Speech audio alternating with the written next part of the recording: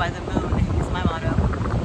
So I decided to create Soluna-Vibes because I wanted to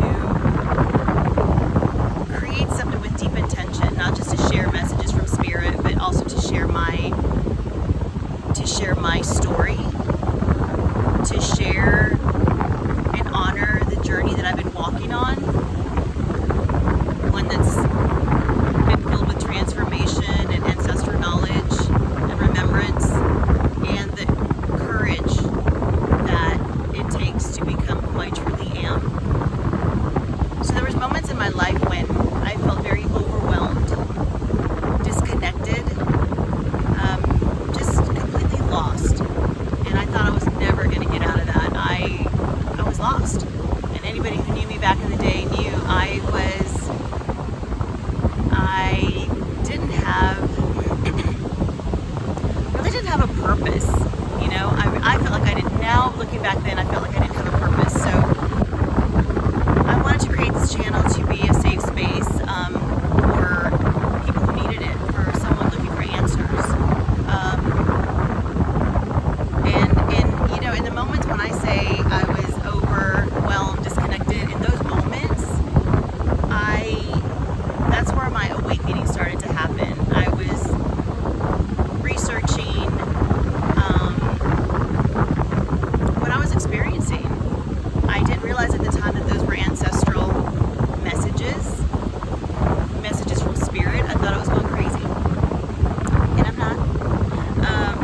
But I didn't even realize that there was a name or words to describe what I was going through, what I was feeling.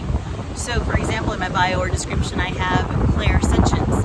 So, clairsentience is clear feeling, meaning you feel energies. So, I am not doing personal readings at this time, but I have done personal readings for friends and family. And when I do those readings, I tend to feel the energies from either that client, that friend, or that client, or their person that they're asking about. So, with one example, clairsentience is where I felt someone have a panic attack. I felt like I was having a panic attack, and so when I described that to her, she kind of freaked out. She's like, "You're freaking me out, TC," because that's exactly what she was going through. She just recently, I think she did it. It happened that same day or the night. I think it was the night before that I did the reading, but I picked up on that because she had gotten into it with her partner at the time, and so she had a panic attack, and so that's what I was experiencing. So I felt that energy.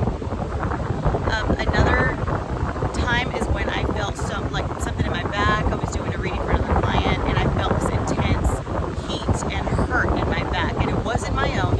You get to know what your feelings are, if it's others, or they belong to others. And it was someone who had just fell and hurt their back. So that's clairsentience. That's clear feeling. And so another is clairvoyance. So that doesn't mean you're, people they think that sometimes, people make up things, you're psychic. I'm not saying I'm psychic, but clairvoyance is visions, images, colors that you see. So for example, with clairvoyance on my part, and this is really, really interesting, and this is when I was like, holy crap. I had been looking for an acupuncturist.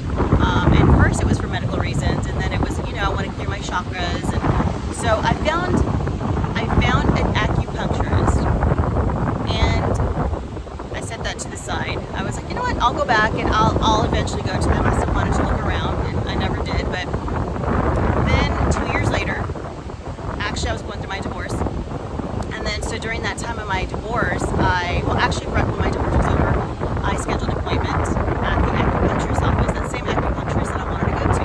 And I'm thinking, is this where I'm supposed to be? Is this guy legit? Is this going to help me on my journey? Because that particular acupuncturist office offered esoteric acupuncture.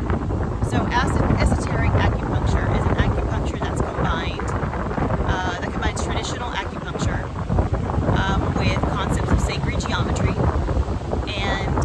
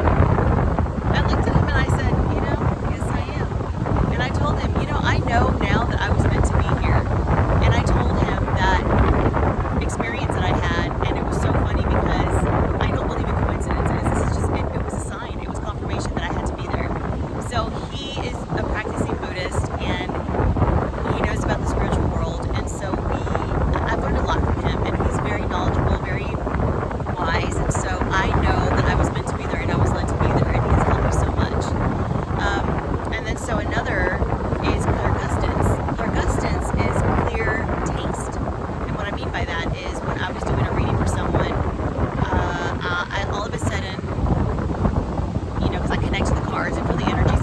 Well, not only was I feeling an energy, but also like on my left temple, I had a migraine on the left side, but I had a taste of metal in my mouth.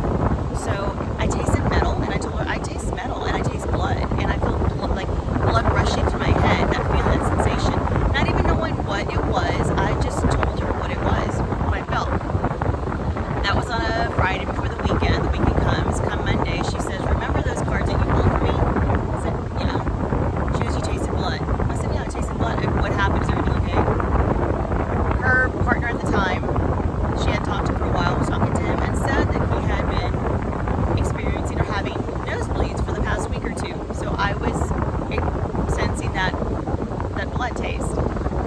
And also, in a dream, when someone had passed, I had smelled beans cooking, like frijoles, beans cooking, like on the stove, and it was about 2 o'clock in the morning, and I wake up, and I'm like,